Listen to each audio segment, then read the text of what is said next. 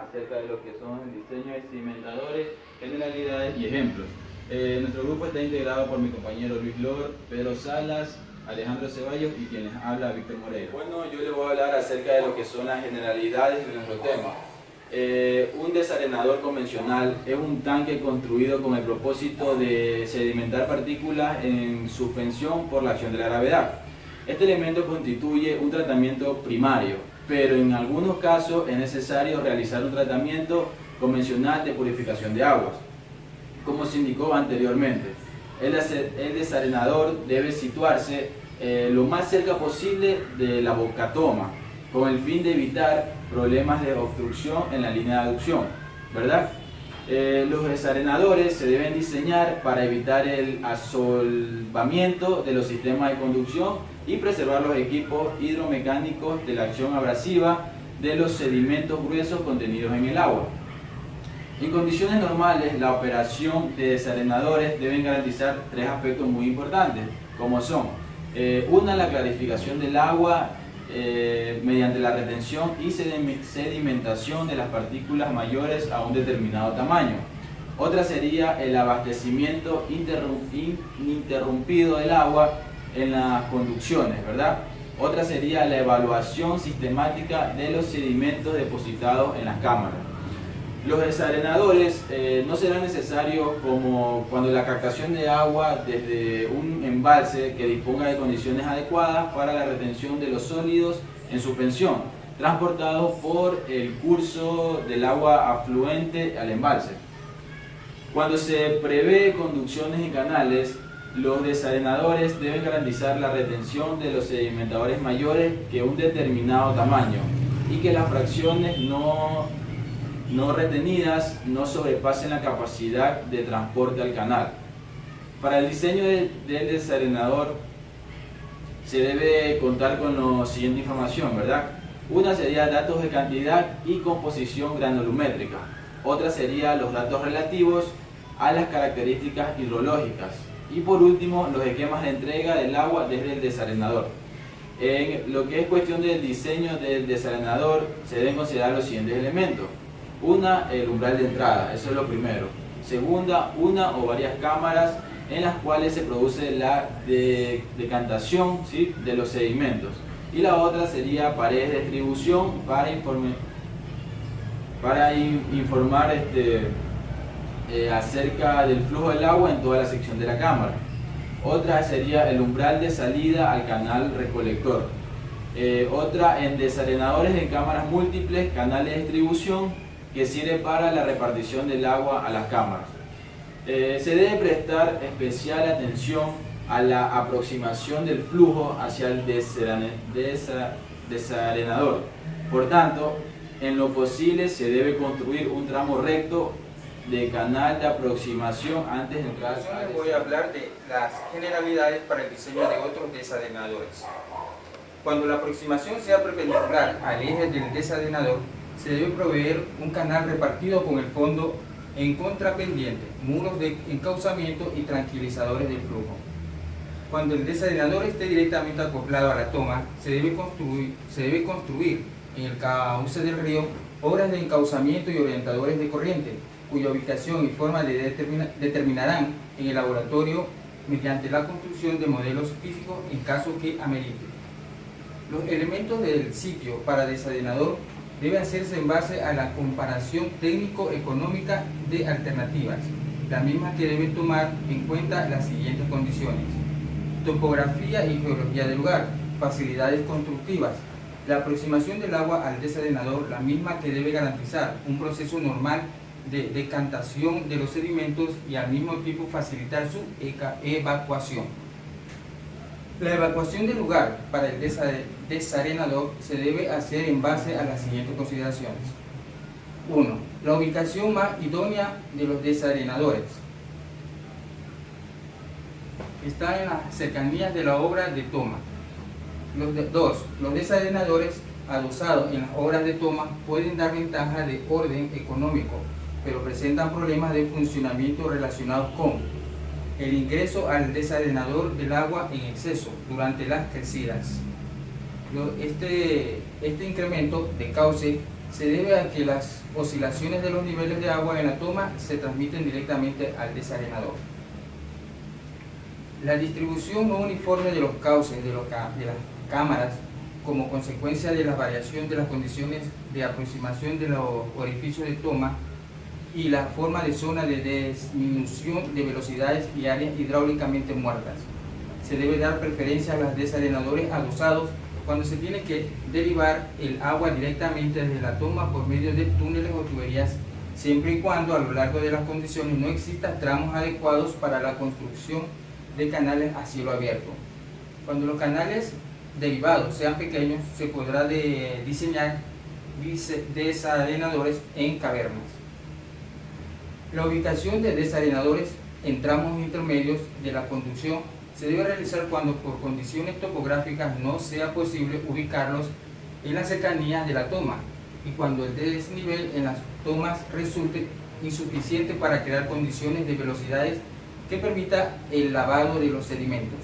El tramo del canal que une la toma con el desarenador debe ser calculado y diseñado para garantizar la suficiente capacidad de transporte de sedimentos. El tipo de desarenador. Para esto debe basarse en la comparación técnico-económica de alternativas, considerando aspectos relacionados con la conducción y operación del desarenador, observando las siguientes exigencias.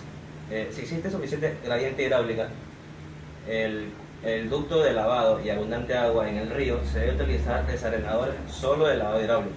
Si no existe suficiente gradiente hidráulico como para realizar dicho lavado de las cámaras, se debe emplear el desalojo combinado de los sedimentos mediante procesos hidráulicos y mecánicos. En general, se deben utilizar desarenadores de cámaras múltiples de lavado periódico, con la excepción de los casos en que se necesite decantar partículas finas de sedimentos no menores a 0.1 milímetros y a 0.25 milímetros. Los desarenadores de una cámara de lavado continuo se deben utilizar cuando se tiene sedimentos gruesos que se depositan rápidamente y cuando se disponga para el lavado de un cabal considerable. Los desarenadores con limpieza mecánica de sedimentos o que trabajan en forma combinada con la limpieza hidráulica se utilizan en aquellos casos cuando no hay suficiente cantidad de agua para un lavado directo y cuando el contenido de sedimentos en el agua es alto. Se emplea también cuando es necesario evacuar fracciones muy finas de sedimentos. En la comparación técnico-económico de alternativas se debe considerar también las pérdidas de agua por lavado. Si estas ocasiones disminuciones de la entrega de caudales de los usuarios, los sedimentos económicos de los desarenadores se definirán asimismo en base a estudios tecnoeconómicos de varias alternativas, considerando los siguientes aspectos. La profundidad útil del desarenador no debe ser menor a 3 metros ni a 4 metros. Una profundidad menor no es recomendable y puede reflejarse en un diseño antieconómico. De las alternativas con indicadores técnico-económicas semejantes, se debe escoger aquella que tenga velocidades medias de flujo mayores, por cuanto el volumen muerto es utilizado fundamentalmente para la retención de las fracciones más gruesas, con lo que se consigue mejorar las condiciones de lavado de cámaras. La profundidad de almacenamiento de lodos y pendientes de la placa de fondo. Para esto se recomienda una relación de longitud a profundidad de almacenamiento del lado de aproximadamente 10 sobre 1. La profundidad típica está comprometida entre 0.75 metros y 1.50 metros y llega a un máximo del 100% del valor de la profundidad útil de sedimentación. Las pendientes del fondo deben estar comprometidas entre el 5 y el 8% con el fin de que los lados rueden fácilmente hacia la tubería del desagüe y la labor de limpieza manual sea segura para los operadores. Teoría de la sedimentación. Esta teoría fue desarrollada por Hansen y Stokes. Su modelo de sedimentación de partículas se resume en la siguiente ecuación, de donde se concluye que la velocidad de sedimentación de una partícula es directamente proporcional al cuadrado del diámetro de esta.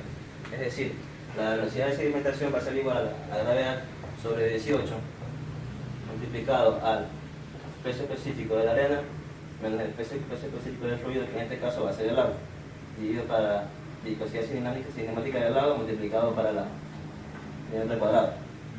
Todo esto va a ser igual a K por D al cuadrado, donde K es ya el término mencionado anteriormente. Se deben tomar algunos factores de seguridad como es el porcentaje de remoción de partículas, que va a ser igual al número de partículas, que va a ser una relación entre la velocidad de la sedimentación, va a ser menor a la velocidad sub-0, que es la velocidad crítica de sedimentación, sobre número también de partículas. Asimismo, velocidad de sedimentación mayor o igual a la velocidad crítica de sedimentación. Todo esto multiplicado por 100 porque no hay porcentajes. Ya, a continuación también se deben tomar algunas consideraciones, como es el grado del desalenador, que siempre viene dado en factor n, donde cuando el n es igual a 1 se considera que los efectores deficientes o ausencia de ellos. Cuando n es igual a 2 es cuando los efectores son regulares. Cuando n es igual a 3 los efectores son buenos. Y cuando n es igual a 5 y a 8 los efectores son muy buenos. Y cuando n tiene infinito es caso teórico. Para poder calcular el θ sobre t, que vendría siendo el número de coeficiente de Hassen, se determina por una tabla. Voy a proceder a lo que es explicar un ejercicio acerca del diseño de un desalenador.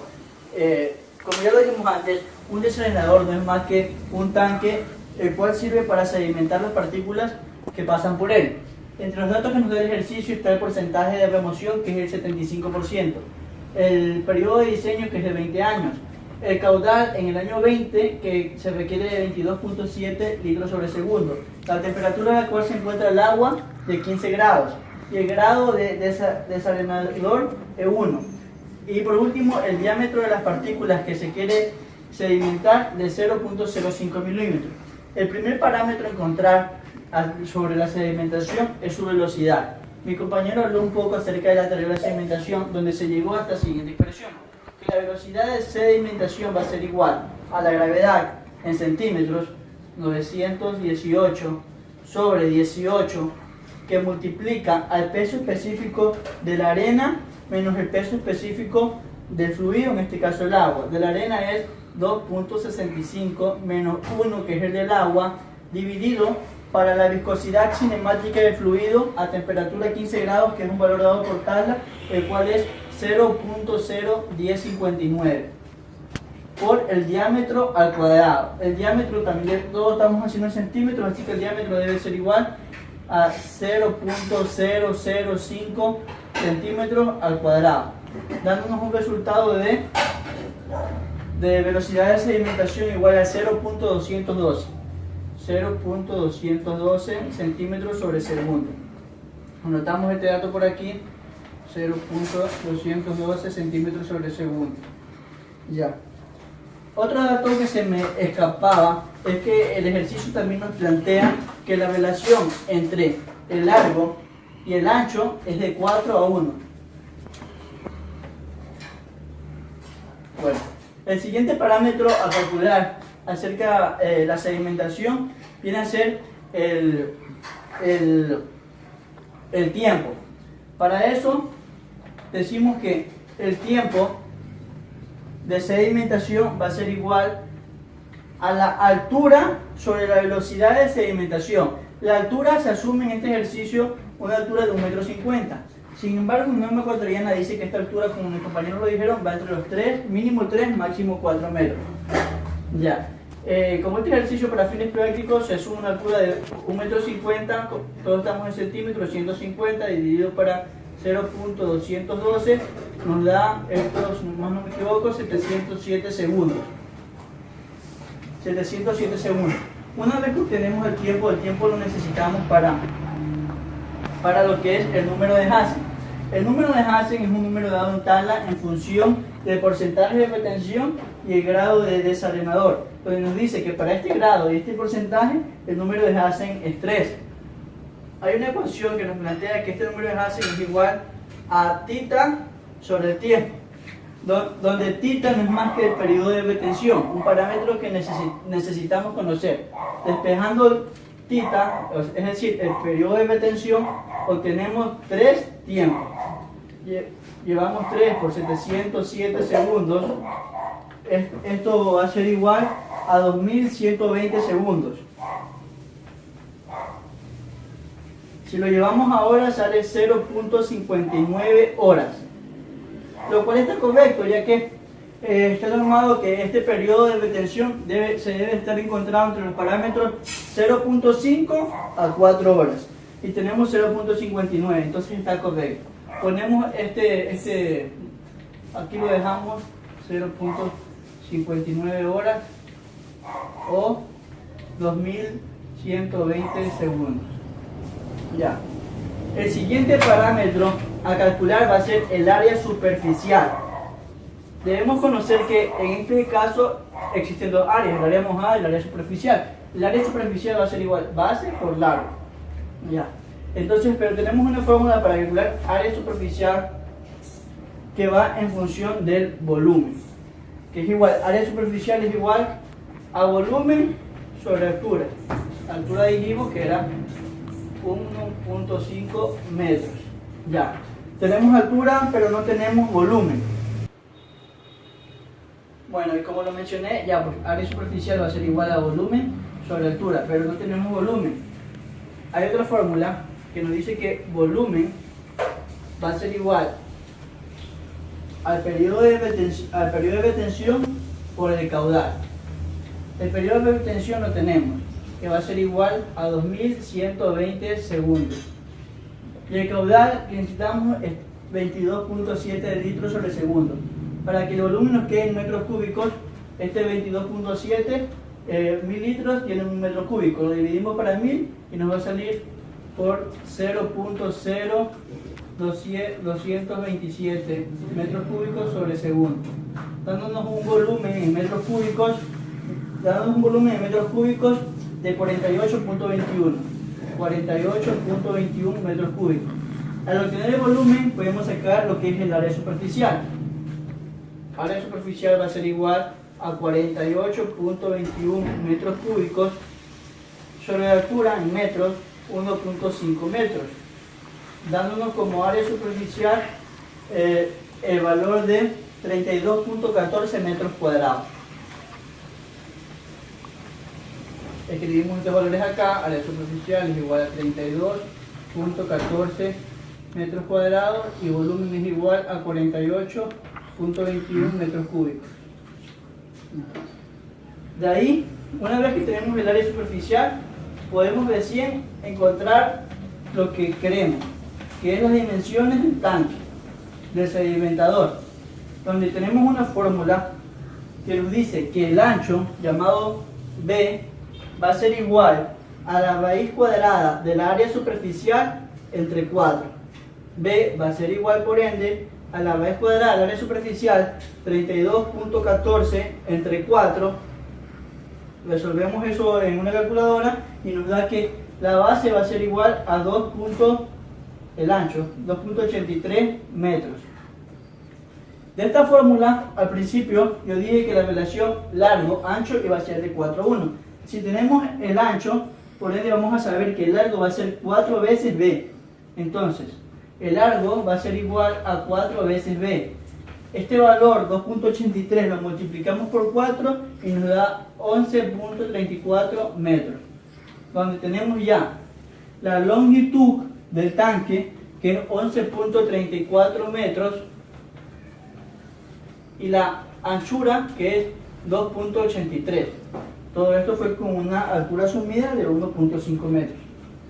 Ya. Una vez que hemos llegado a este punto, podemos calcular la carga hidráulica superficial.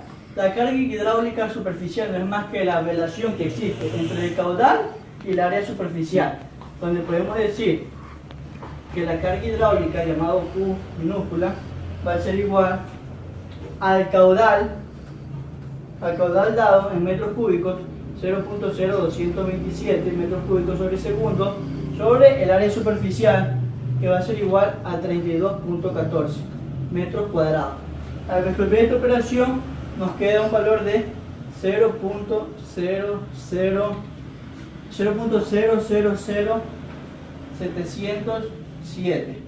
Todo esto es metros cúbicos sobre segundo y abajo va metros. Ya. Esto lo necesitamos es para saber que hay un concepto que dice que la carga hidráulica superficial es igual a la velocidad de sedimentación de la partícula crítica en condiciones teóricas, es decir, V sub 0, la cual debe corresponder a la de un diámetro menor. Ya lo explico mediante el ejercicio para si no me entendieron esa parte. Ya. Lo que yo quise decir es que la velocidad de sedimentación crítica, llamémosla V sub 0, va a ser igual a esta relación entre el caudal y la área. Ya. Entonces, si esto es igual a esto, caudal es igual a esto. Ya. Para evitar tantos ceros, llevémoslo a centímetros sobre segundo, que va a ser 0.071 centímetros sobre segundo. Ya. Hemos encontrado la velocidad de sedimentación crítica. Velocidad de sedimentación crítica 0.071, demostrando que va a ser igual a la relación que existe entre el caudal y la área.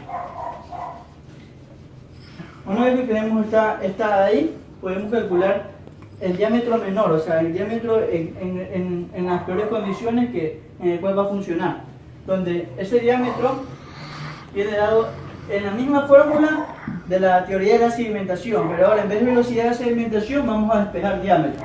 Para abreviar un poco, ya voy a poner directamente la fórmula que nos quedó. V sub 0, porque ya no vamos a utilizar la velocidad de sedimentación, sino velocidad crítica, porque queremos encontrar el diámetro crítico, va a ser igual por 18 por viscosidad sobre la gravedad, que multiplica al peso específico de la arena menos el peso específico del fluido, del agua, todo esto. Ya. Si se dan cuenta, tenemos todos los datos. La viscosidad es la misma que usamos en antes, 0.0159, gravedad 981. Esta diferencia es 2.65 menos 1, 1.65. Y velocidad crítica de sedimentación fue la que hallamos mediante la relación caudal-área de 0.071 centímetros sobre segundo.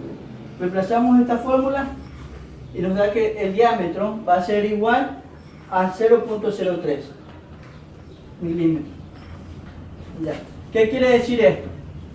Esto dice que en las condiciones teóricas se removerían partículas de un diámetro igual a 0.03 milímetros, pero eso es en las condiciones teóricas.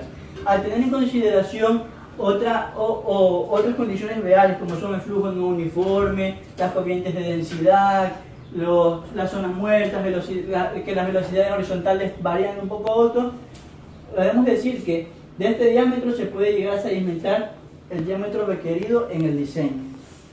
Ya. Lo último que debemos calcular es la velocidad horizontal, porque hemos calculado la velocidad con la que se sedimentan las partículas. La velocidad horizontal, o sea, donde una partícula entra, en qué velocidad se desplaza por el tanque. Esa velocidad horizontal tenemos dos fórmulas de hallar. O bien multiplicando la relación caudal sobre W, o es igual, eso también puede ser con la velocidad crítica por la longitud sobre H. Yo voy a utilizar esta fórmula de aquí, pero si desean podemos usar el caudal. Eso sí que tiene que estar todo en una misma unidad, sabiendo que W va a ser igual simplemente a la altura por la base. Altura por la base. Eso es algo que debe saber. Yo voy a usar, va a salir el mismo resultado, si desean lo pueden comprobar. Ya la velocidad crítica, que es 0.071 por la longitud que nos dio 1134, todo está en metros, sobre la altura, que es 1.5 metros. Ya todo esto nos da como resultado, está en metros porque dirán esto está en centímetros y esto está en metros, pero el metro con el metro se va y nos queda la respuesta en centímetros sobre segundo, dándonos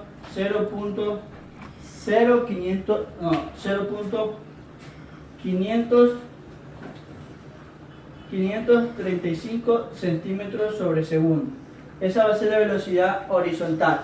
También se puede calcular la velocidad máxima horizontal, que no es más que multiplicar 20 veces este valor.